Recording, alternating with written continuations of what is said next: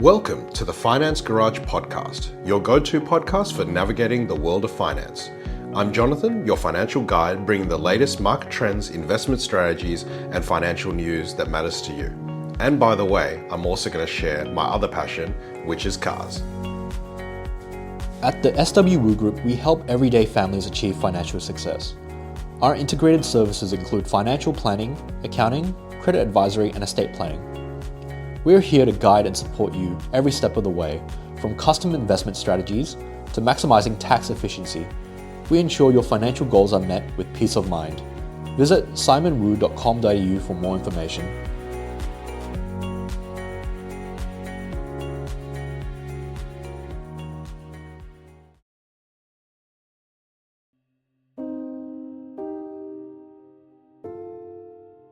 Welcome back to another episode of the Finance Garage, where we tune up your financial engine so it runs smoother, faster, and smarter.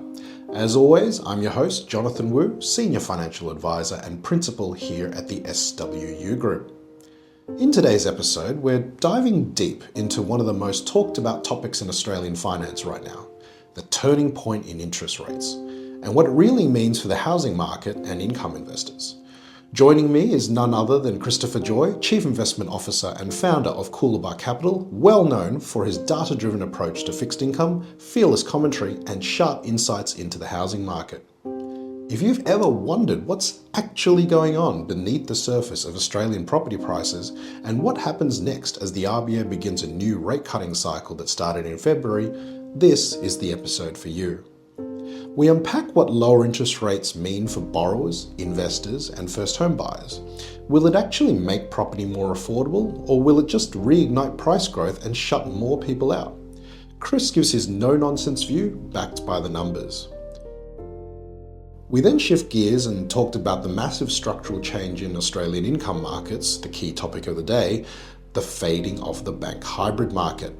For years, many pensioners and other income-seeking investors have used them as a good source of continuous income backed by a strong banking system. But what now? Chris argues it's over, and we explore why that is and what it means for your portfolio.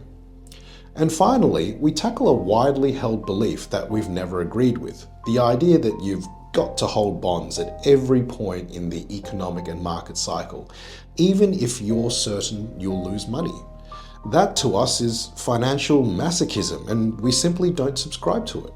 Chris explains why this fallacy persists and shares smarter, more defensive strategies for capturing income without walking into a rate trap. This episode is full of insights, challenges your conventional thinking, and it gives actionable ideas that you can consider for your portfolio. So with that, enjoy the episode.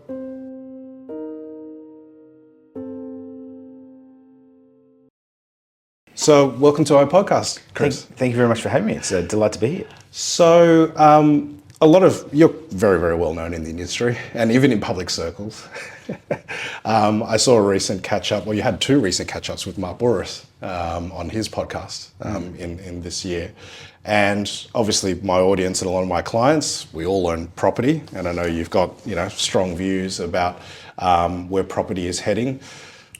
Tell us what your thoughts are now in, late July 2025. Yeah, so it's funny. Some people think I'm super bearish on property. Other people think I'm super bullish. The truth is, since 2007, we've had a track record of calling the housing market very accurately indeed. And it was actually in the GFC, and there was a guy called Steve Keen, who was an economist, who said house prices would fall 40 to 60%. We argued they'd fall only modestly by less than 10%. They ended up falling, I think, peak to trough about 8% in the calendar year of 2008, but bounced back very quickly, which is what we argued would happen. And a similar event was in late 2021, just before the RBA started lifting rates. I came out and said, according to our modelling, the RBA lifting the cash rate from 0.1% at the time to 4.25% would pose a real problem for house prices and would give us, on our modelling, a 15% correction in house prices. As it transpired, house prices fell from May 2022 through to February 23. Nationally, they fell 10 to 11%. In Sydney, they fell about 15%. Inflation adjusted, they fell 15%. It was actually the second biggest decline on record. People forget that. And they often say to me, oh, you're wrong on house prices because you said they were going to fall materially and they boomed. Yes. Well, actually, they did have a massive fall in 2022 when the RBA lifted the cash rate from 0.1 to 4.35%. But they bounced back super strongly in 23 and 24, really on the back of extraordinary population growth. Now, the funny thing was we had actually been calling for extraordinary population growth, but our models probably didn't bake in the magnitude of the immigration that we got and also the well-heeled nature of that migration. Yep. So house prices boomed. They fell in 2022 nationally and in Sydney and Melbourne, obviously two key markets, but boomed in 23 and 24. But interestingly started tapering off in 24. And this is actually a very personal topic for me because I own what I would argue is the best house in Bellevue Hill, 1,000 square metres, well actually slightly less than that, 905 square metres. It's on the market right now, 34A Victoria Road. It's got brilliant views of the Opera House and the Harbour Bridge, but it's a brand new build. And you built it, that's right, yeah. Well, we actually built it as a forever home, and we spared absolutely no expense, and the build costs were astronomical. But we were going to live there forever, and as it's since materialised, my business is a global bond trading business, and most of our bond trading is offshore. Yes. So I have offices in London, Miami, Auckland, Sydney, and Melbourne, but we have trading platforms in London and Miami. So I need to shift to that time zone. Yep. So when we eventually sell the house, we'll move overseas, and we can't move until we sell the house. And so I've always lived in Bellevue Hill. My father still owns a 6,000 square metre property, 58 Victoria Road, a house called Barford. It's pretty well known. It's one of the biggest land holdings in Bellevue Hill. So anyway, I listed my property in at the end of last year. Timing probably wasn't ideal because we listed it at late November. Then you have the December, January break, and the market's changed dramatically. So what has happened is Melbourne house prices started falling in March 2024. Yep. And Sydney house prices started falling in September last year. Yep. But we argued in December, Coolabah, that the RBA would cut rates in February, and we argued that that would trigger a recovery in the housing market and actually quite strong house price growth. So we're looking for 10% capital growth over the next 12 months. From here or since the first February. rate cut? Since February. Yep. Yeah. And what's amazing, and again, many listeners would not know this, but back in 2003, such a long time ago, I wrote a 380-page report for Prime Minister John Howard at the time on the housing market. And one of the outcomes of that report was eventually a team I led developed the first daily house price indices that were compositionally adjusted that had ever been produced anywhere in the world. And today they are the CoreLogic indices. It's now a company's called Cotality, I think. Cotality, that's right, yeah. You know it better than me, but we sold our intellectual property to CoreLogic. Yes. And they are the most accurate house price indices in the world. They're the preferred housing benchmarks for the Reserve Bank of Australia. And they're daily regression-based or compositionally adjusted indices that give you a very accurate read on the market.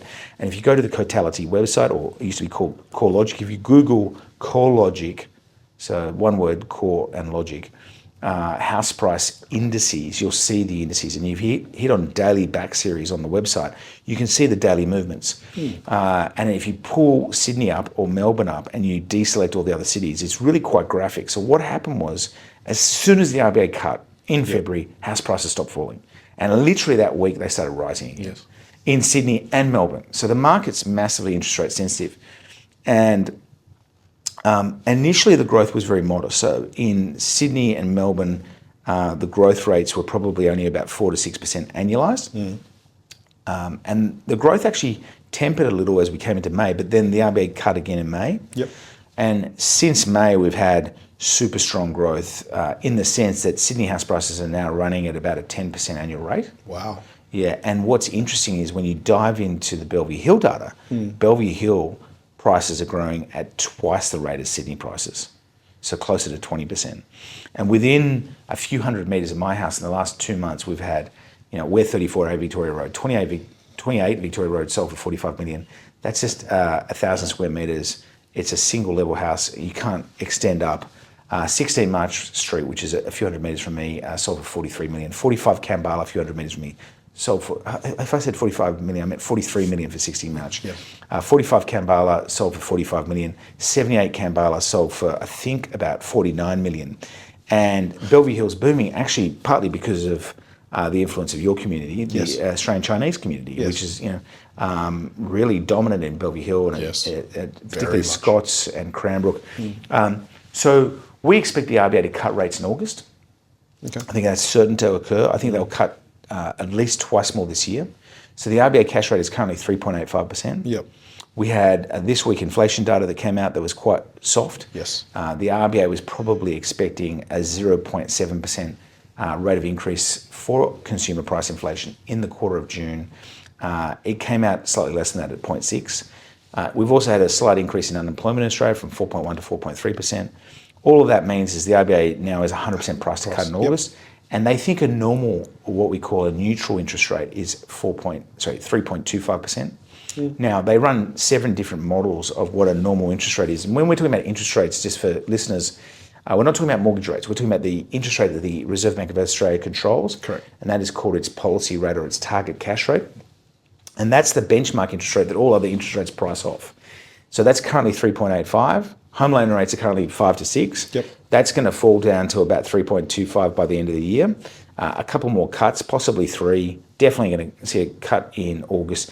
And I think you'll see Sydney house prices rise at least 10 to 15% from the February starting point. Jeez. Yeah, we're going to see a strong recovery in the housing market. And that's the way the transmission mechanism for monetary policy as it's known works. Basically, lower interest rates improve sentiment. They mechanically increase purchasing power. That lifts house prices. Rising house prices encourages builders and developers to invest in new housing supply. They start employing tradies, and it percolates right through the entire economy. So I'm very, very bullish on house prices over the next few years.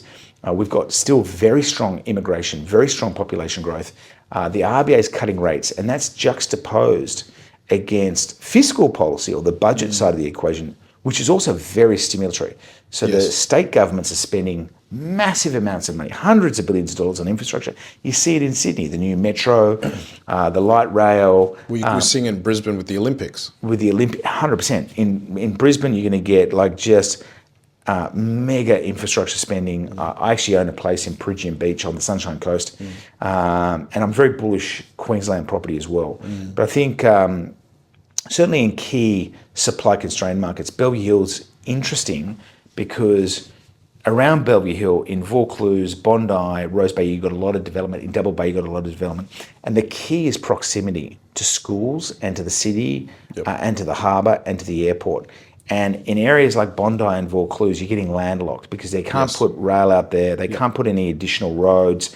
And so as the densities increase, if you're living in Vaucluse, you're getting further and further away in commute times. In peak hour, you might spend an hour trying to get to the city. Correct. An absolute killer. Whereas Bellevue Hill is a little lucky because you can walk to Double Bay, you can walk to Bondi Junction, you can walk to the trains, you can get into the city really quickly. And that's what's creating a massive amount of Australian Chinese and general sort of Caucasian demand for Bellevue Hill property. So short strokes, super positive on property. Having been bearish in 2021, we then had the drawdown. The recovery was impressive, surprised us, but it was really driven by that world-beating population growth that we had in Australia. What do you think about the other part of the X factor on demand, which is we're still so short on net building, right? Is that just going to put another fire underneath it? I think so. And then, you got to overlay on top of that. Not only do we have what you're talking about, which is a supply shortage, we're just not producing enough homes given the population growth, but the residential developer community have been smashed because a lot of these guys have struggled, these developers, with high interest rates and with the rollover of the housing market in 2024. So we've seen a lot of builders go bust, a lot of developers go bust, a lot of lenders experience problems who have lent to riskier developers who have gone bust. So right across the spectrum, we've seen a lot of stress. We've also seen insolvencies in Australia, businesses going bust, hit all-time record levels in terms of the number of businesses going bust. But this is at a time when we're not actually in recession, at a time when unemployment's still low and the core economy is fine. Now, the core economy is being boosted by government. Governments accounted for most of the economic growth in Australia since the pandemic and most of the jobs growth. But that's not going to change. I mean, there was a report in the Financial Review newspaper the other day saying that half of all Australians now derive the majority of their income from the public rather than the private sector. Yep. So I think, the other thing that's interesting is the Aussie dollar. The Aussie dollar is relatively cheap, sitting around 65 US cents. And the Aussie dollar is creating quite a lot of foreign demand. Yep. Now, ostensibly, the government has said that if you're a foreigner, you can no longer buy established property in Australia. Correct. But the reality is a lot of overseas buyers tend to have families in Australia. We call them astronauts. So they, if we talk about the Hong Kong side, then a lot of lived in Hong Kong. They airdrop their families here, and they just go back and forth. I see it all the time, which is perfectly reasonable. Correct. And I'm a huge fan of immigration, a huge fan of the Australian Chinese community. In fact, most of our business is Australian Chinese.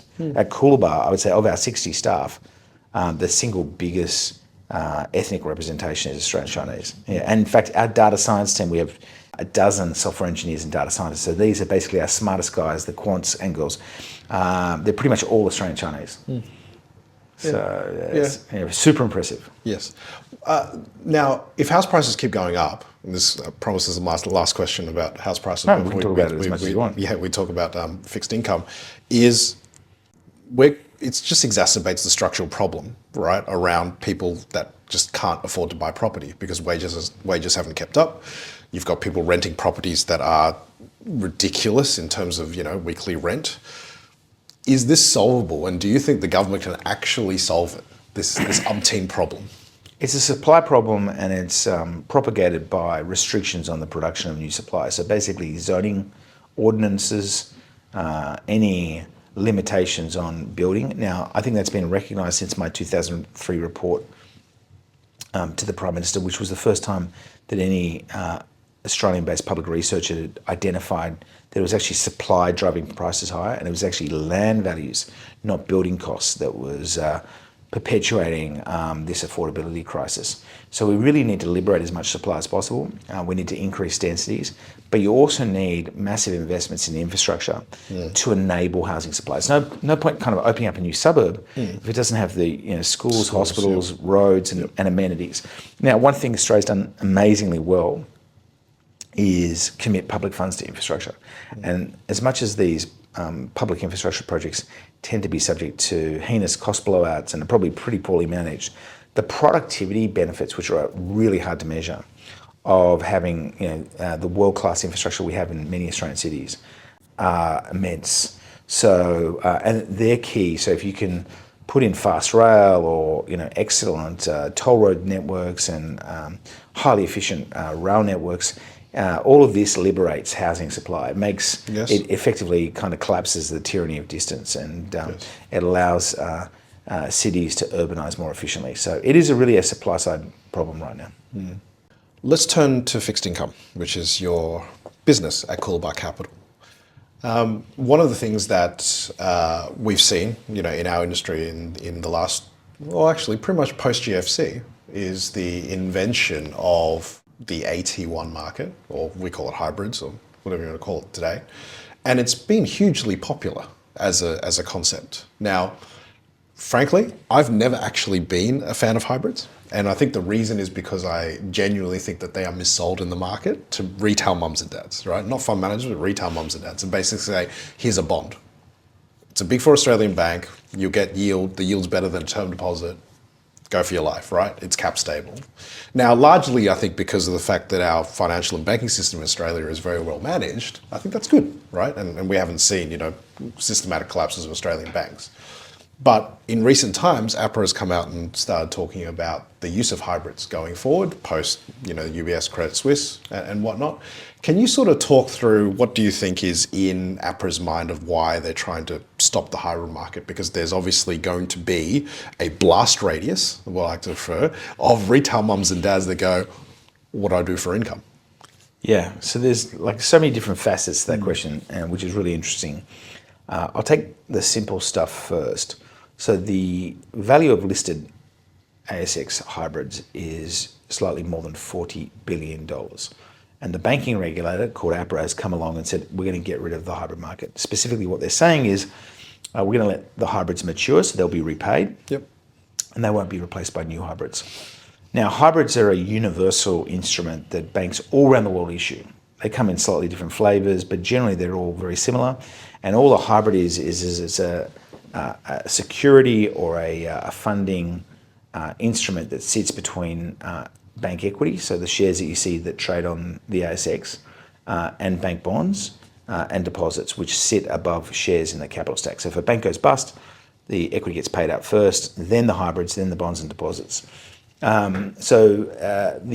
hybrid security generally has these features. It's normally something called a perpetual, which means it has no hard repayment date.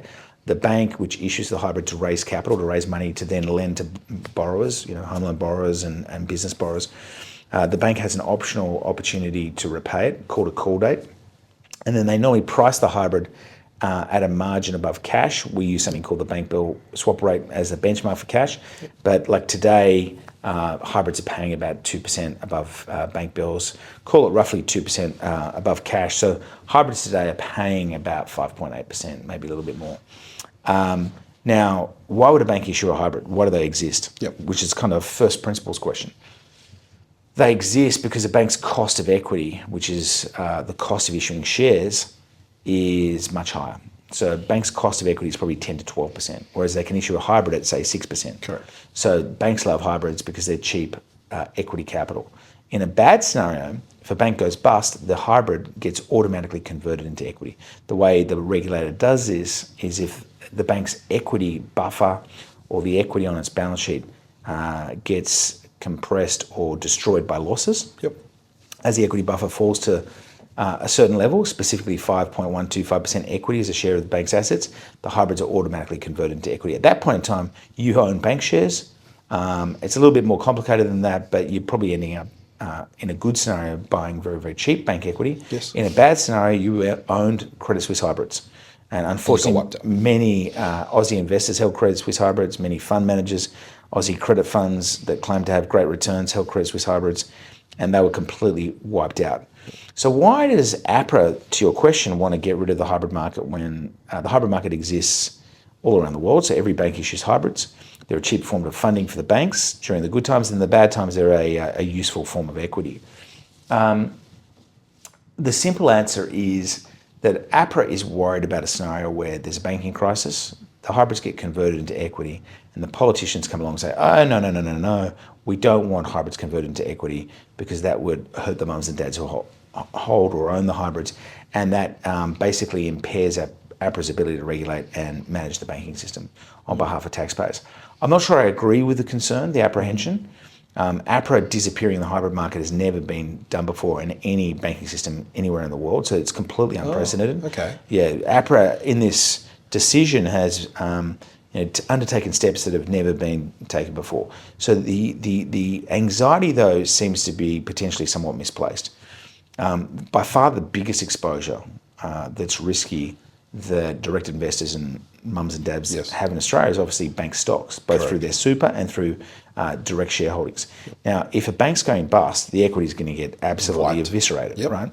So their losses through bank equities are going to be orders of magnitude bigger than their losses in the very small hybrid market. The hybrid market, the bank equity market would be worth $1 trillion or more. The hybrid market's only 40 billion, right? Yep. And we all know that bank equities are popular domain for retail punters. Yep.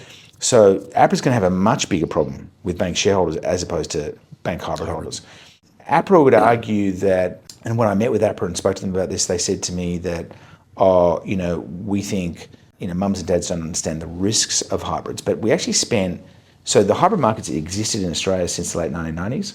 It's been around for a quarter of a century, and I was actually a critic of mums and dads not understanding the vagaries of hybrids and how they can get converted into equity in stress events. But we spent like a couple of decades educating folks, and the regulatory disclosure requirements on hybrid securities got ratcheted up super aggressively by ASIC over time, to the point where ASIC basically, through something called the DDO laws, or the design and distribution obligations, yes. basically prevented hybrids being sold to retail investors. You could only buy a hybrid as a wholesale investor unless you got a personal statement of advice from a financial advisor under these new DDO restrictions.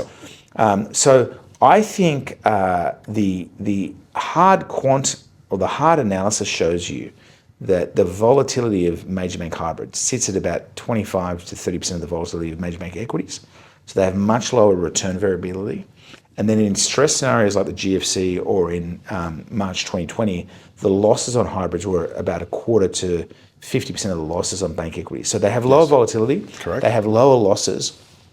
They are, as complex as hybrids may seem, they are by definition much easier to price than bank equities. Bank equities have a much wider array of potential return outcomes than hybrids do. But they are complex and they are nuanced and they do require advice.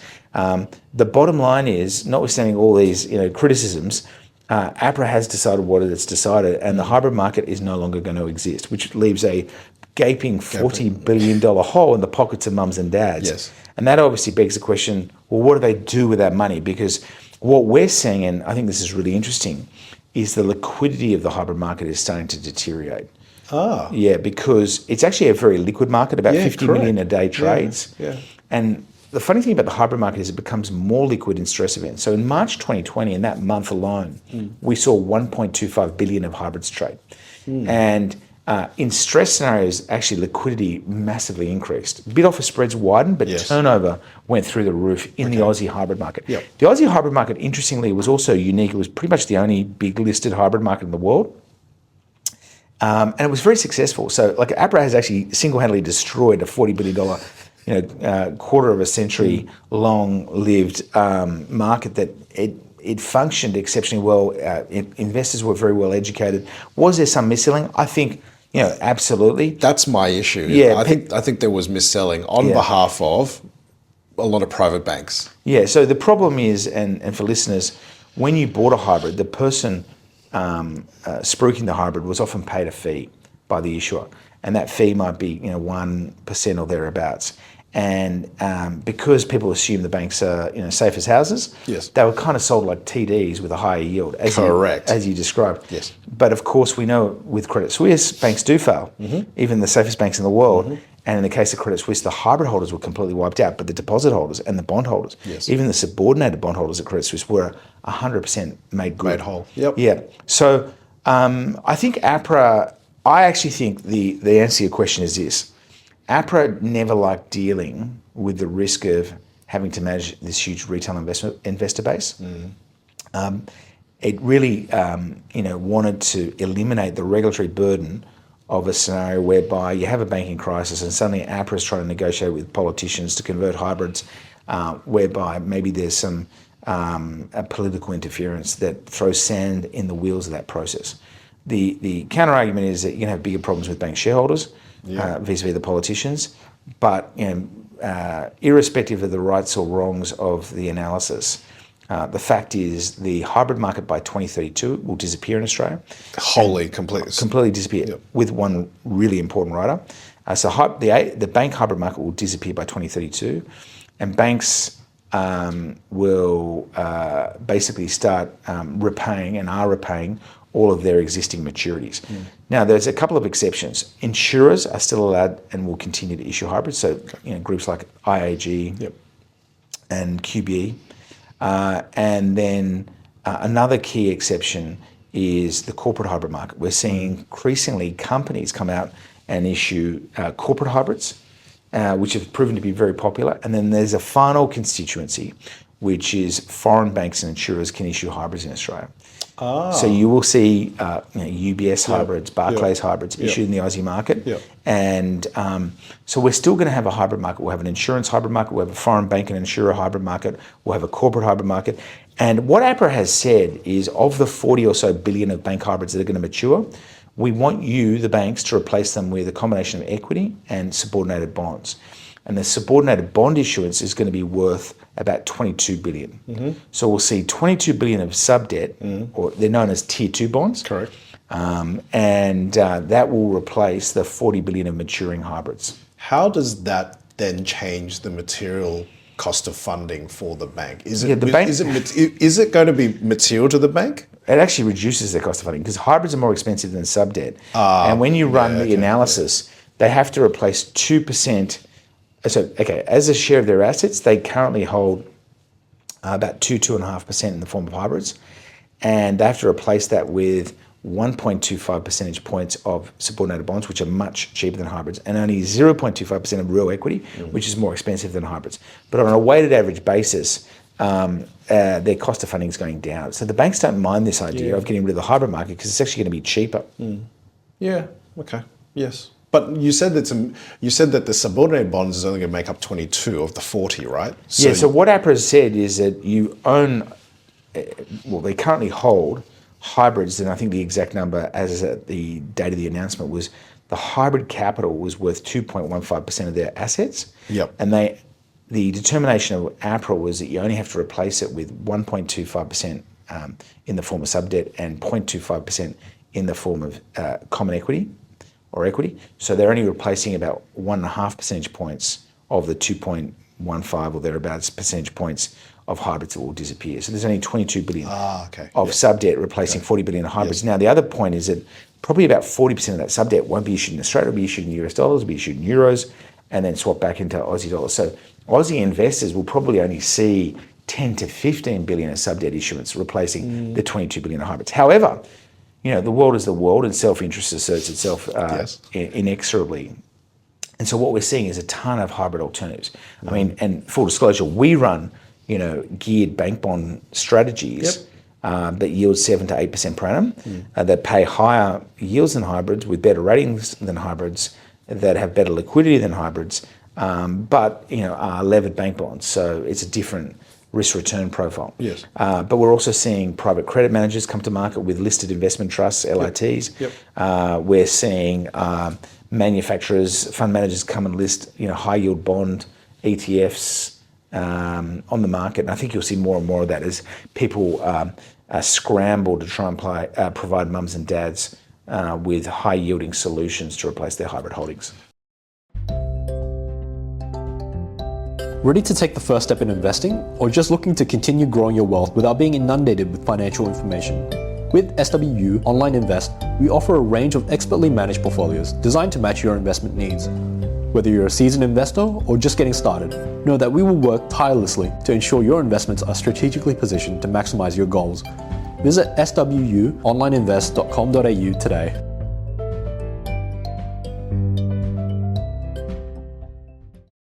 Let's talk about how you gear into Big Four bank bonds. I remember when I talked to one of your other PMs, when we talked about this particular strategy that you developed, is you talk to your clients and you decide, even as a family, our family, if you believe that the Big Four Aussie banks plus Macquarie, right, will not collapse, why would you not gear into their most high-grade bonds and then basically, arb the income and basically, lever up your income? How does that, from a retail mum and dad perspective, compare to the risks related to hybrids? You sort of alluded to that, right? Great question. It's a different basket, sort of. Yeah, it's super interesting. So let's just start with that capital stack. So remember, we've got equity at the bottom, then we've got hybrids, then we've got subordinated bonds above the hybrids, and above the hybrids are the senior bonds, and then the deposits. There are actually a class of bonds that are safer than deposits, and they're known as senior secured bonds.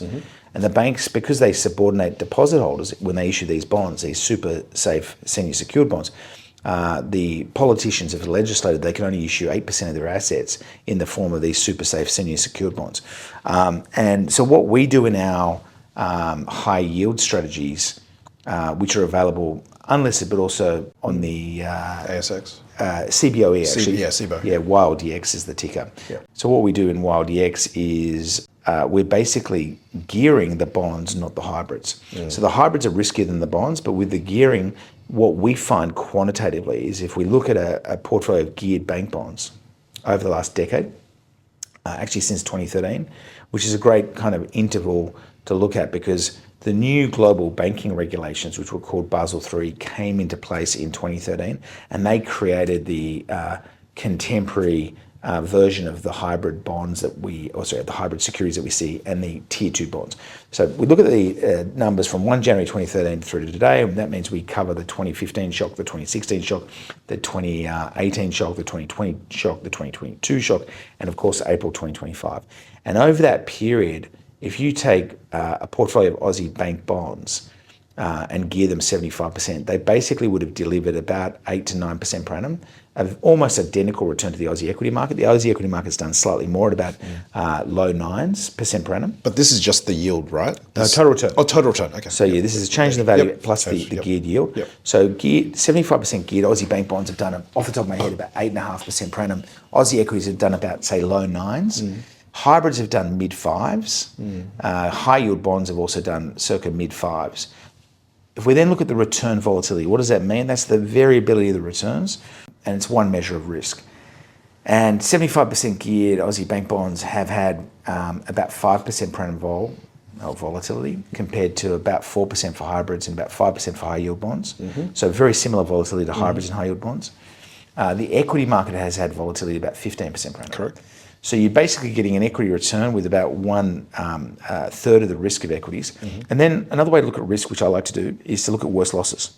The worst month for credit spreads or bonds ever in history was March 2020, when hybrid spreads went from about 2.7% above bank bills to about 8.5% above bank bills. Those wider spreads push prices down. And if we look at the losses in March 2020, the geared bank bond portfolio would have had a similar loss to the hybrid market. Yeah, okay. A much lower loss than high yield bonds and listed private credit funds, and a much lower loss than the equity market.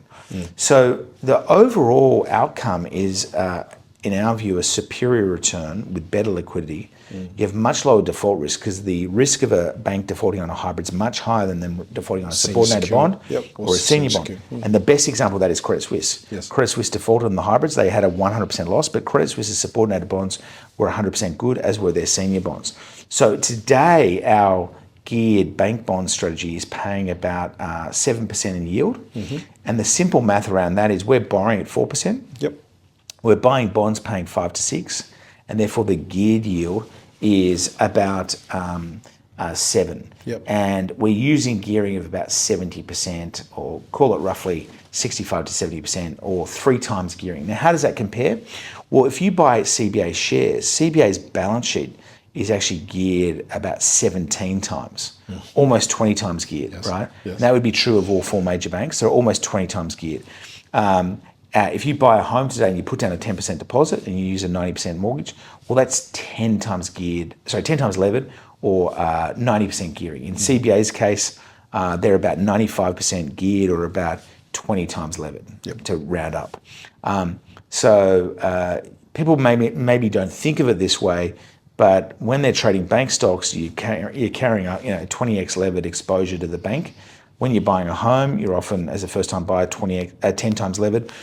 In the case of our floating rate high yield strategies, we tend to run leverage of about 2 to 3x, so 2 to 3 times, or gearing of circa anywhere from 50 to 75%, and that yield of 7 to 8% that we produce seems to be pretty compelling. They're actually our most popular products. So we've raised a couple of billion in the last 2 years just in those strategies, and you're not having to chase illiquidity crucially to get that yield, because the alternative is obviously illiquid loans or private debt, and they are great markets and they have their merits and there are great managers in those markets, but the risk is, we're reading about funds being gated, and obviously defaults have increased recently, and to get those high yields, you've got to take illiquidity risk or default risk, and unless you think the major banks are going to go bust, that's not a concern that is default risk or illiquidity risk that is paramount in our portfolios. Now, the other pet peeve I've always had, and I mentioned to you before you hit record that you're basically the first manager we've put on our radar, bond manager in 8 years, is that I've always had this pet peeve about asset allocation to bonds, whereby I remember probably early this year, I was sitting on an investment forum and the research house will remain unnamed. And I asked them, what did you do when rates were zero and at some point in time rates had to go up post-COVID? What did you do? Because my view of the world, and me and my dad sat down and we went, okay, we have no idea when rates were going to start going up. No one knows, right, until it happens. But we know that if you hold traditional bond strategies, you're going to be basically slapped left, right, and center. Guaranteed, right? Based on the theory of how bonds work. We just don't know when. And I said, so you rode 10-year US from 0 to 5.5, and you got smacked down peak to trough, 25% down, capital loss. Why? And the answer was, well, we reduced our bond exposure to the lowest that we could. And I went, what was that? 15%. So what you're telling me is that you basically locked in and guaranteed a loss for investors as rates ratcheted up from zero. You knew it was going to happen and you just let it happen. So 25% peak to trough on a 15% minimum allocation, right, is over 3%, right? And they said, yeah, but we went to a minimum. And I said, but how does that serve your investors? Okay. And I think this is one part of the broader bond market that people don't understand, is that they just assume I get liquidity through bonds, but I buy a bond and then it will just stay at 100 and then it will pay my coupon. At the end of the period, I'll get my 100. Now, theoretically, that's right. But there is something called a secondary market that moves through time. From your perspective as a manager, and you're one of the largest bond managers around and being active, that risk, how do you account for that risk? Because bonds are not always attractive. When rates are zero, bonds are paying not very much. Yeah. And then vice versa, when rates are really high, and now we're seeing policy rates come down, that's a tailwind broadly for the bond market. How do you manage that as a manager? Yeah, so I think, and you've hit the nail on the head, this is really an asset allocation call between two types of bonds. One is a variable rate bond that profits and does really, really well when rates rise. And they're known as often floating rate notes or an FRN. So with an FRN, if the RBA cash rate increases, the bond price doesn't change, but the yield on the bond goes up. If it decreases, the converse is true. If you have a fixed rate bond, it's like a fixed rate home loan or a fixed rate term deposit. And with a fixed rate bond, you're taking a big bet on interest rates. And if you lock your interest rate in, say, if you locked in your 3-year TD rate in 2020 at, I don't know what it was at the time, but let's say 1.5%. Obviously, when the RBA cash rate went to 4.35, you were feeling like a bit of a turkey, right? Because you locked in at a low yield. And if you tried to sell that term deposit fixed at, say, 1.25% or whatever it was, you would have had to take a capital loss. Okay. And that is the peril of dealing with interest rate risk. It's called duration risk. When you fix your yields and you take a directional bet on the course of interest rates. So we run two solutions in this context. Most of our funds are floating rate. That means they have no interest rate risk. If rates go up, the price stays still, the yield goes up, and vice versa. We do run fixed rate strategies as well. In those strategies, we never make any active calls on what is going to happen to interest rates. What we say is some clients like you actually do, at various points in the cycle, want to lock in their yield. So when the RBA lifted the cash rate to 4.35, they might say, actually, that's a pretty good level to lock in interest rates. I need a fixed rate, not a floating rate bond solution. So we run the fastest growing active ETF that is fixed rate. It's called FIXD. And unlike YLDX, which is the geared bank bond strategy, that's floating rate, FIXD has effectively a 5-year fixed rate bond exposure. Now, FIXD will do brilliantly if 5-year bond yields or 5-year interest rates start declining. Yep. FIXD will hopefully do really well if we get some sort of crisis where the RBA has to cut the cash rate to 0%.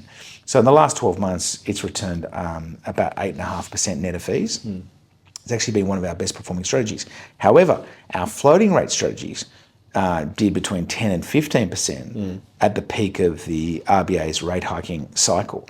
So it's horses for courses. It's definitely not the case that bonds have to perform badly if rates rise. There are types of bonds, floating rate notes, that can perform very well with very, very strong capital preservation qualities because the price doesn't move around. On the other hand, as you correctly point out, if you locked in your yield at those in December 21, the US 10-year government bond yield was 1%. Today, it's been bouncing around 4 to 5%. If you locked in a 10-year yield at 1%, you're absolutely screwed when that 10-year yield went to almost 5%, right? And so that's a big asset allocation call. And I think that it was pretty clear in late 21. I wrote in the Financial Review in December 21 that we expected equities to fall 30% in the United States because we expected the Fed to lift its cash rate to 5 to 6%. We expected the US 10-year yield, which was at 1% at that time, to rise above 3%. And all those things happen. S&P fell 26%, NASDAQ fell 36% between December 21 and mid-22. Bitcoin fell 80%. US 10 years went from 1% to 4 to 5, further than we thought. And long fixed-rate bonds got absolutely destroyed. Yep. Here and now, a lot of people are looking to lock in yields because inflation's come down. Interest rates have started to normalise. Central banks have started cutting rates. They're less focused on lifting rates. As we mentioned, the RBA is going to cut at least 2 or 3 more times this year, and that will probably benefit fixed rate bonds. So I think what you need is a really, really good financial or family office advisor. You need someone who's expert in all these asset allocation decisions, somebody who can divine the destiny of interest rate movements over certain periods. Now, I completely agree with your sentiment that it's very hard to get interest rate calls right day to day, month to month. Nobody can get the Fed or the RBA right. All the evidence suggests that everyone gets it wrong. And that's because the RBA itself, I wrote this in the Financial Review in my weekly column, I think I wrote this last week, that the RBA's, I may get this slightly wrong, but the RBA's 12-month ahead forecast for inflation, there's something called a 95% confidence interval. That 95% confidence interval is based on the last 30 years of RBA's inflation forecast. So what we do is we take their inflation forecast and we look at how far they are away from the actual inflation outcomes 12 months ahead. So they have a number, what actually happened, and we measure the errors, the distance between their forecasts and what was realised, and we create what is called a 95% confidence interval. And it's a ridiculously large range. So they're forecasting about 2.5% inflation a year ahead, slightly more.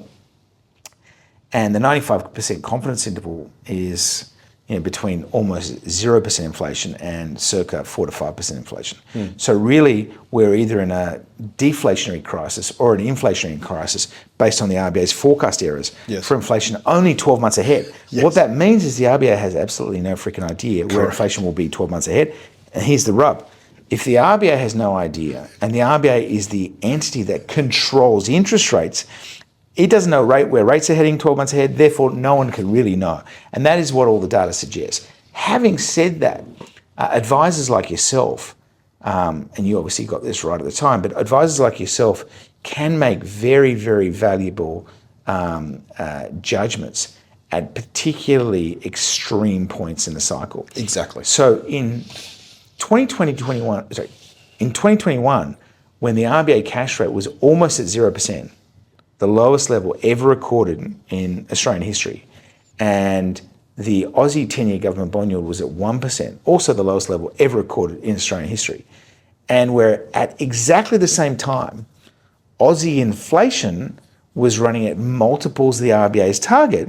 Blind Freddie should have been able to tell you in late 21 that owning 10-year government bond yields at 1% was a really, really, really bad idea. Correct. And maybe we don't know when the RBA was going to lift rates. That was our view. Yeah, we don't know. They're definitely going to lift rates, and that's definitely going to be bad for fixed rate bonds. Yes. On the other hand, it would be very good for floating rate notes, which weren't paying much yield at that time. Yes. So I think that's where you need advice, because it's actually, I think it's easy to get rates right when you're at the tails of the cyclical distribution. Polar opposite, when rates are really, really high, we kind of know that at some point they're going to come down and normalise. And equally, when rates are at 100-year lows, we also, and inflation's super hot, we know that rates are going to normalise. Yes. So on that, to finish off our podcast today, talking about rates, I saw a bit of data from JP Morgan last week at a briefing that was trying to basically find the weighted average of where, I call him Agent Orange, will land on his tariff policy. And they think blended, it will end up at about 15%, right, throughout the world. Now, what they've also then analysed is what does 15% look like with regards to the inflation impact? Because at the end of the day, right, the only person that doesn't know how tariffs work is Donald Trump. Everyone else seems to have a pretty good idea now how tariffs work. And they equate that for every 10% of tariffs, it equates to about a 1% movement in CPI movement overall. So if you've got a 15% weighted tariff, you're looking at about 1.5% impact to inflation. If that plays through and tariffs really get locked in, forget about delays and stuff, let's just look longer term. Does this reduce, in your opinion, the ability for central banks to actually drop rates, or does it just simply change the cadence because they need to adjust for the inflationary impacts and, central banks are managing inflation and unemployment? So we actually do an enormous amount of quant macro modelling, not because we're trying to punt interest rates, but because we're trying to calibrate our credit trading. So we trade bonds. We're the most active trader of bonds in Australia. We trade about $500 million to $1 billion a day, and we have the biggest team in the market. So I have almost 60 professionals, 12 traders, 22 analysts across those global offices. We're the biggest trader of Aussie government bonds in the world. But again, what we're not trying to do is anticipate or second guess what the RBA might do next month or in a few months' time. What we are trying to do is price bonds and get the idiosyncratic mispricings right. And if we can do that, we can profit from those mispricings. And what that allows us to do is to capture those capital gains if we're long, and use that price appreciation when a bond's paying a bit of extra yield to then augment the yield on the overall book. So a classic example would be ANZ issues a subordinated bond that's paying 6%, but our models are saying fair value is 5.75%. As that yield goes from 6 to 5.75, there's a bit of idiosyncratic mispricing. We get a capital gain. And that's really our edge. Our edge is in bond pricing. What we're not trying to do is punt macro every day of the week or FX or rates. Having said that, the macro is really helpful to refining and tuning our credit trading. So on the 14th of March, I wrote in the Financial Review, which is a very, very contrarian position. A lot of our macro views are very contrarian. I wrote that we thought that US equities would fall 20 to 40%. Now, at that time, no one had a really bearish view on US equities. And we thought people were underestimating just how tough Trump was going to be on tariffs. The whole tariff debate is endlessly fascinating, but as it obviously happened, on the 2nd of April, he comes out Liberation Day, shocks everyone, and the S&P fell 22%, peak to trough. NASDAQ fell 27%, peak to trough. On 9 April, however, Trump backflipped and basically said, actually, I'm not going to be this forever trade war warrior that you thought I was going to be. I'm now going to try and do deals with everybody. And he's actually been quite successful in striking pretty good deals. Yeah, true. And the market has bounced. On the 9th of April, we cut all of our credit hedges and we bought 1.7 billion of bonds on that day. And then over the next few weeks, we bought about 5 billion of credit. So we've been super risk on since 9 April. To answer your question on what the tariffs mean for central bank policy action, the first point is that the tariffs pass through the inflation data a little bit like a pig through a python. They're a one-off impact. Now that assumes there are no second round impacts, but the current quantum of tariffs are probably a little bit less than the Fed had previously thought. Tariff rates are a bit lower. We track Chinese import prices into the US, and I think we currently see a circa 6% increase in the cost of Chinese imports, which is not sort of the end of the world. At the margin, you might see some demand shifts, but China's likely to still be a pretty important trade partner for the US in non-strategic and non-critical industries. But does it impair the ability of the Fed to cut rates? Absolutely. So we think the Fed's actually been pretty politicised. We think Powell very much wanted a Biden or Harris victory last year. Yes. He was very dovish, desperately keen to cut rates preemptively. We thought he was foolish to do so. And then the minute that Trump was elected, despite Powell having been appointed by Trump, the sentiment and zeitgeist out of the Fed changed instantaneously. Like literally the next day, there's this hawkish piece from the Wall Street Journal basically saying Fed officials are very, very worried about all these tariffs. And ever since Powell has found himself locked in a blood feud with Trump, which Trump is destined to win because he ultimately controls who his successor will be, and he can pre-appoint a successor, which sort of undermines his this is Powell's power and influence. And I don't know if you saw that meme online, but there's this classic meme of Trump walking through the underground construction site of one of the Fed buildings, and he pulled out this piece of paper and said, "Oh, the project is now going to cost $3.1 billion." And Powell's shaking his head in front of the cameras next to him, saying, "No, you're wrong." And Trump says, "No, I'm looking at it here. It says $3.1 billion." And Powell says, "No, you're wrong." He says, "Give me that." And he takes a piece of paper off Trump and he says, "Oh, you're including a building that we finished 5 years ago in the $3.1 billion cost estimate." And he goes, "Well, you might have finished it 5 years ago, but it's still part of the project." And so these guys literally like two school kids. Yep.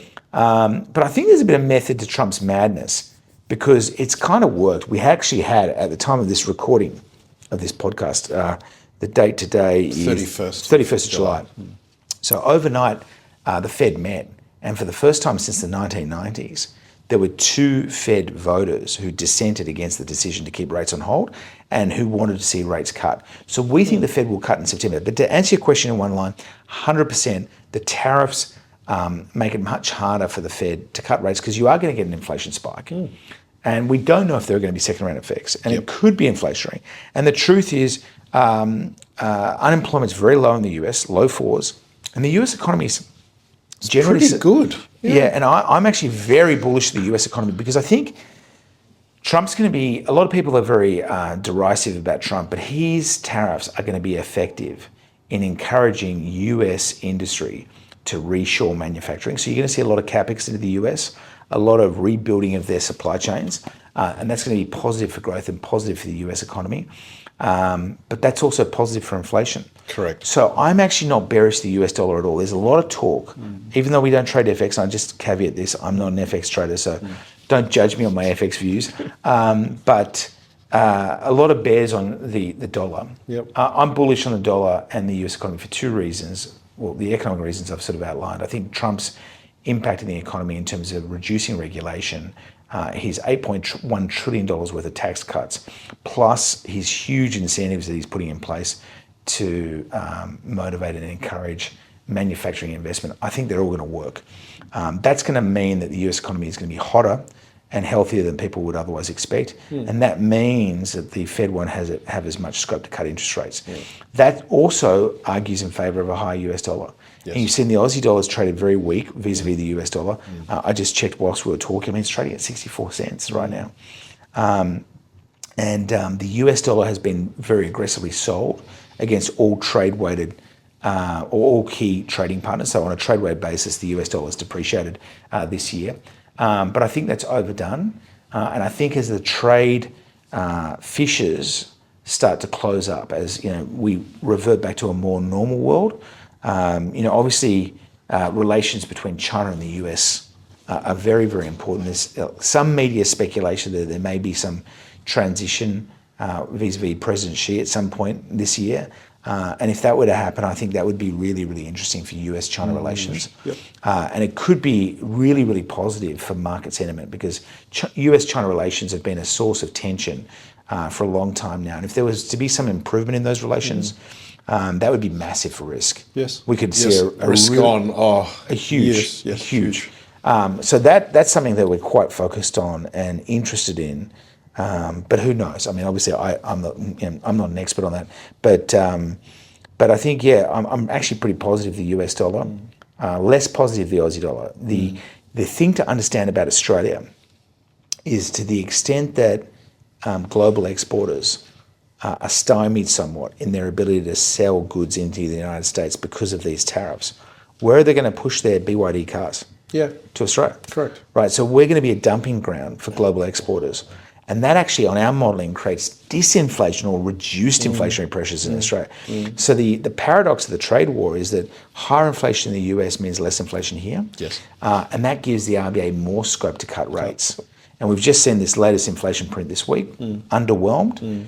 And so if those disinflationary dynamics do assert, all things being equal, that could be a weaker Aussie dollar. And if we do get US dollar strength that could also put downward pressure on the Aussie dollar. Because we even saw that, I remember that day when the unemployment print came out and it was weak for Australia, and the ASX shot up 1% that day, right? Effectively locking in next week's call. Yeah. Right? So, but yeah. So with that, Chris, thanks very much for jumping on the podcast. And as always, remember everyone to listen to the disclaimer at the end. While we love what Chris does, it is part of a diversified portfolio. It's not a one-hit wonder where we all give all the money to a single product. And for those of you that want to leave me feedback on topics or what we talked about today, feel free to hit me up on the socials or jonathan.wu@simonwu.com.au. Thank you very much for your time, Chris. Thank you, Jonathan. And I think it's a real privilege to be able to engage with you. I appreciate the opportunity to talk on the podcast, but also to be able to engage with your unique client base. So thank you so much. Pleasure.